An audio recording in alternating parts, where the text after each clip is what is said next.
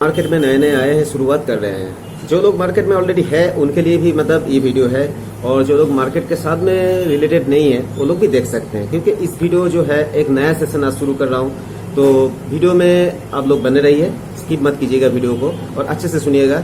ये वीडियो का सेशन आज से शुरू कर रहा हूँ। वीडियो का सेशन आज सेशन 1 है और ये सेशन जो है लंबा होने वाला है, क्योंकि मैं ये स्टेप बाय स्टेप इसमें गाइड करूंगा। तो पहले जो है स्टॉक मार्केट के बारे में बताते हैं। ये स्टॉक मार्केट का मैंने एक पीपीटी बनाया है और ये पीपीटी के माध्यम से मैं आप लोगों को बताऊंगा।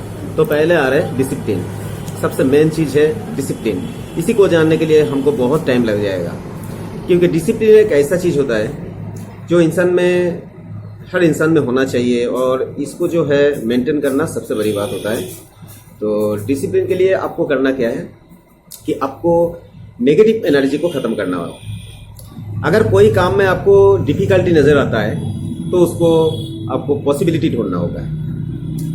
सच में बोल रहा हूं, अगर आपको कोई काम में लगता है कि नहीं ये नहीं होगा तो नहीं होगा, नहीं ये कैसे होगा, इस चीज को ढूंढना है। तो स्टॉक मार्केट में अगर आपको आना है तो नेगेटिव एनर्जी को बिल्कुल खत्म करना है और आपको पॉजिटिव एनर्जी क्रिएट करना है। और पॉजिटिव एनर्जी जब आपके क्रिएट हो जाएगा तो आपको जो है उसमें कॉन्फिडेंस आने शुरू हो जाएगा। कॉन्फिडेंस की बहुत ज़रूरत है मार्केट में, लेकिन ओवर कॉन्फिडेंस की भी ज़रूरत नहीं है। तो कॉन्फिडेंस इसी लेवल पे आ जाए कि आपको जो है उस टाइम सिर्फ जो काम करेंगे, चाहे मार्केट में काम कीजिए चाहे और भी कोई काम कीजिए, तो कॉन्फिडेंस लेवल आपका इस जगह होना चाहिए कि आपको कोई काम में दिक्कत ना हो कि ये काम डिफिकल्ट है, नहीं होगा। प्रॉब्लम मत ढूंढिए, उसमें से सॉल्यूशन निकालने का कोशिश कीजिए। आप सोचिए कि ये काम कैसे होगा। तो मैं इसी चीज की बात कर रहा हूँ कि डिसिप्लिन आपको मेंटेन करना होगा। मार्केट में जो रूल्स एंड रेगुलेशंस है, जो साइकोलॉजिकल रूल्स एंड रेगुलेशन है, वो सबसे ज्यादा ध्यान देना होगा। बाकी टेक्निकल तो आप सीख ही जाएंगे। एक एक करके बताता हूँ। पहले होता है डिसिप्लिन, के बाद होता है लर्निंग। मार्केट को कैसे सीखा जाए, फिर सिखाऊंगा आपको एनालिसिस करना। एनालिसिस के बाद मैं सिखाऊंगा आपको स्टॉक सिलेक्शन करना। अगर आप स्टॉक में इंडेक्स में काम करेंगे तो वो भी सेम ही चीज़ है। उसका वीडियो ऑलरेडी बना हुआ है, जाके चैनल में विजिट करके आप देख सकते हैं। अगर आप इन्वेस्टमेंट करना चाहते हैं, ट्रेडिंग करना चाहते हैं, तो स्टॉक सिलेक्शन एक बहुत बड़ा पार्ट होता है। उसके बाद जो है आता है डिसीजन मेकिंग, कि आप अपने फाइनल पोजीशन पर पहुंच गए तो आपको डिसीजन लेने का अब टाइम आ गया। अब डिसीजन लेने के बाद आपको आता है मतलब इन्वेस्टमेंट। तो पहले हम डिसिप्लिन से समझते हैं। डिसिप्लिन में क्या आता है, एक होता है टाइम मैनेजमेंट। टाइम मैनेजमेंट क्या होता है कि आपको जो है हर चीज में एक टाइम आपको रखना होगा। सबसे पहले ये बात मैं बता रहा हूँ हर किसी के लिए कि 1 घंटा टाइम आपको जो है अपने लिए रखना होता है। चाहे कोई भी टाइम हो, उस टाइम में आप चाहे कोई किताब पढ़े, यूट्यूब वीडियो देखें, ठीक है, या फिर जो अच्छा लगे, मतलब जिसमें आपको पॉजिटिव एनर्जी क्रिएट होता है, ऐसा कोई काम कीजिए 1 घंटा खुद के लिए। तो इसमें जो है ये डिफिकल्टी और पॉसिबिलिटी वाला जो मैंने मैटर बताया, तो उसमें डिफिकल्टी आपको खत्म होता जाएगा और पॉसिबिलिटी आपको बढ़ता जाएगा, कॉन्फिडेंस लेवल आपका हाई होता जाएगा। तो टाइम को मैनेजमेंट करना सीखिए कि इस टाइम में ये काम करूंगा, ये टाइम में ये काम करूंगा, और टाइम के बिफोर में वो काम खत्म करने का कोशिश कीजिए। जो कल करना है वो आज कीजिए, ठीक है। जो कल करे सो आज, जो आज करे सो अभी, ऐसा सिस्टम लेकर के चलिए। टाइम मैनेजमेंट आपको सबसे ज़्यादा मतलब इम्पोर्टेंट होता है कि टाइम सबसे मेरे को तो लगता है कि सबसे ज़्यादा प्राइसलेस कुछ है इस दुनिया में, तो वो तो टाइम ही है। पैसा आज है कल नहीं है, पैसा तो आएगा जाएगा, लेकिन टाइम आपका चला गया, स्पेंड हो गया, तो वो टाइम आपके पास दोबारा नहीं आएगा। तो टाइम को जो है आप जो है इसको मैनेजमेंट करना सीखिए कि इस काम के लिए मेरे को इतना टाइम चाहिए, वो काम के लिए इतना टाइम चाहिए। मैं सिर्फ स्टॉक मार्केट के रिलेटेड बात नहीं कर रहा हूँ, मैं आज आपको डिसिप्लिन सिखा रहा हूँ कि टाइम को जो है सुबह से शुरू करके सुबह आपको क्या क्या करना है वो इसके टाइम फ्रेम बना लिया आपने, और उसके बाद क्या करना है, कब खाना है, कब पीना है, कब सोना है, कितना काम करना है, और जो काम आपको करना है उस काम में आपको एक फोकस बना के रखना है। क्योंकि आप अगर उसमें आपको गोल अचीव करना है, चाहे कोई भी काम हो, मैं आज स्टॉक मार्केट की बात नहीं कर रहा हूँ, आप अगर क्रिकेटर बनना चाहते हैं, बड़ा प्रोफेशनल कुछ लॉयर बनना चाहते हैं, चार्टर्ड अकाउंटेंट बनना चाहते हैं, इंजीनियर बनना चाहते हैं, स्टॉक मार्केट का प्रोफेशनल ट्रेडर बनना चाहते हैं, तो आपका विजन ऐसा होना चाहिए और आपको जो है उसी गोल का स्टेटमेंट बनाना होगा, तो गोल अचीव आप कर सकते हैं। अगर आपका कॉन्फिडेंस लेवल हाई हो, अगर आपने डिसिप्लिन से काम किया तो आप अचीव कर सकते हैं, क्योंकि इसमें कुछ भी मतलब इम्पॉसिबल नहीं है। You can achieve anything but you can not achieve everything.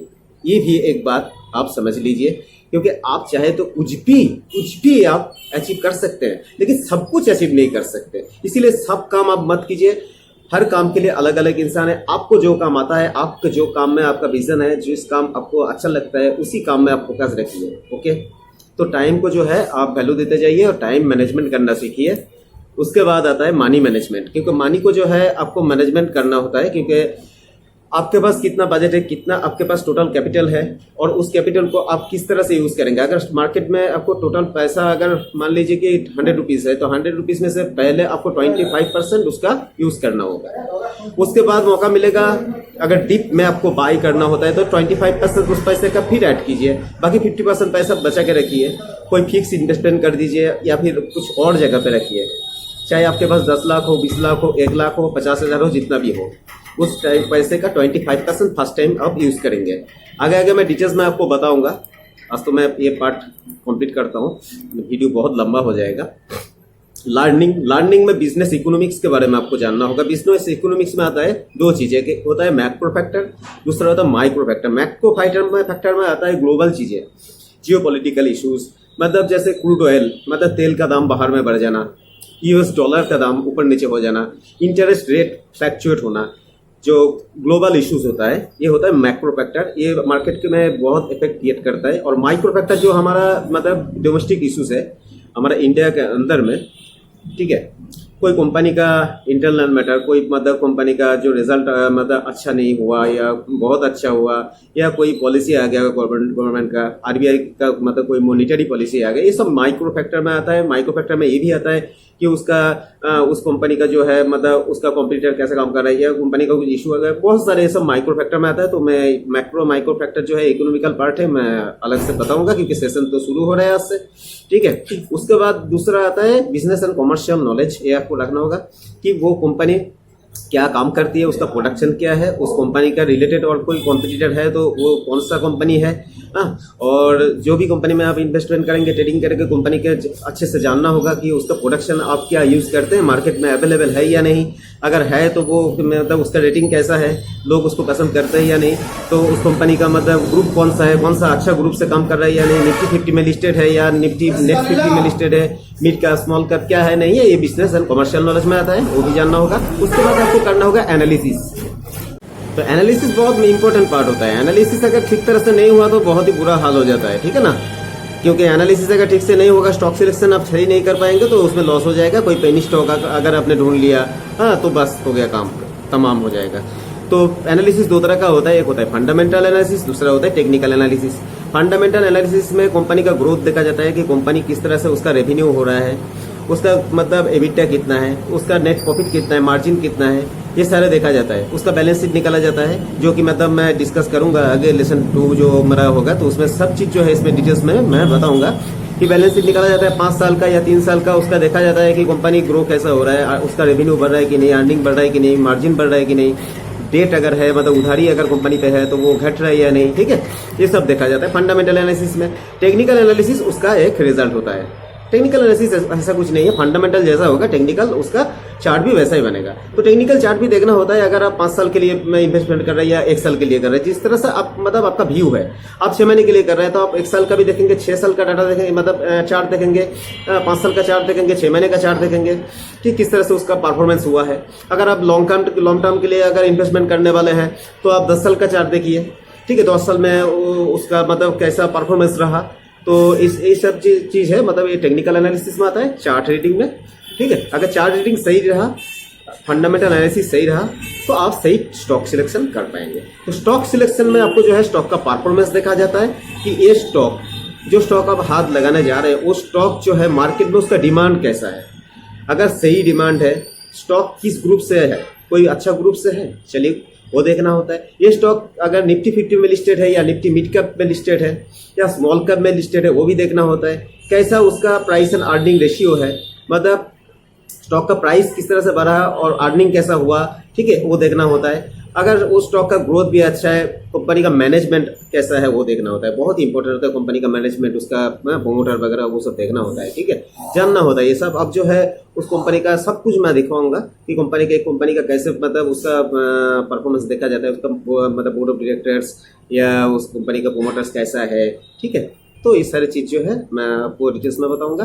दूसरा होता है हिस्टोरिकल ट्रेंड, जो मैंने अभी अभी बताया कि चार्ट, हिस्टोरिकल ट्रेंड और चार्ट में कुछ अंतर नहीं है, सेम चीज़ है कि परफॉर्मेंस कैसा किया। देखिए एक चीज़ जो है ये तो कॉमन चीज़ है कि कोविड के टाइम में तो सभी स्टॉक भी टाइप का उसका चार्ट देखने को मिलेगा, क्योंकि उस टाइम जो है कि पैनिक आया था, पैनिक सिचुएशन में सभी स्टॉक में ऐसा हुआ था, ठीक है ना।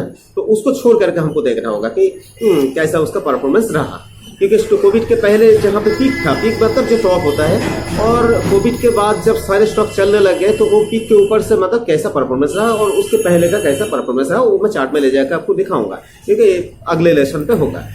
तो अगर सही हुआ तो स्टॉक सिलेक्शन करके बाय सेल कर सकते हैं। और उसके बाद है कि टेक डिसीजन। अगर आपने सब कुछ कर लिया तो उसके बाद आप डिसीजन लेने का काबिल हो जाएंगे और डिसीजन लेकर के आप इन्वेस्टमेंट स्टार्ट कर सकते हैं मार्केट में और आप अच्छा पैसा कमा सकते हैं, ठीक है। तो नेक्स्ट वीडियो जो है लेसन 2, उसमें हम डिस्कस करेंगे पहला जो हमने बताया आपको डिसिप्लिन, तो कैसा डिसिप्लिन स्टॉक मार्केट में होना चाहिए, तो उसका लेकर के आ रहा हूँ परसों मतलब ट्यूसडे, तो ट्यूसडे को जो है उसका वीडियो आएगा। तो आप अगर चैनल पे नए हैं तो चैनल को सब्सक्राइब कर लीजिए, वीडियो को जो है ज़्यादा से ज़्यादा लोगों के पास शेयर कीजिए, जो लोग अभी मार्केट में नए आने वाले हैं, फिर आ चुके हैं और उनको जो है स्टॉक मार्केट से कोई प्रॉफिट नहीं हो पा रहा है, तो वो लोग देख सकते हैं, ठीक है। डिटेल्स जानकारी के लिए मेरा चैनल में आप कमेंट कर सकते हैं, मैं उसका रिप्लाई करूँगा। Thank you very much, have a nice day.